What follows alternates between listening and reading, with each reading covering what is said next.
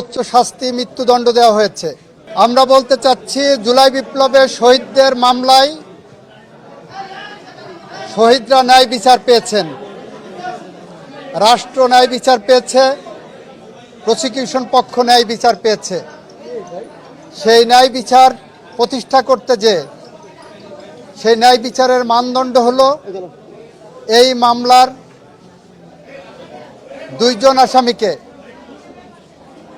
সর্বোচ্চ শাস্তি মৃত্যুদণ্ড দেওয়া হয়েছে। একজন আসামি, যিনি রাজসাক্ষী হিসাবে নিজেকে আদালতের সামনে উপস্থাপন করেছেন, সার্বিক বিবেচনায় আদালত তাকে 5 বছরের কারাদণ্ড প্রদান করেছে।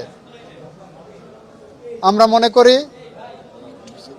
শহীদদের প্রতি, দেশের প্রতি, এদেশের মানুষের প্রতি, গণতন্ত্রের প্রতি, সংবিধানের প্রতি, আইনের শাসনের প্রতি এবং আগামী প্রজন্মের প্রতি দায়বদ্ধতা পরিশোধের স্বার্থে এ রায় একটি যুগান্তকারী রায়।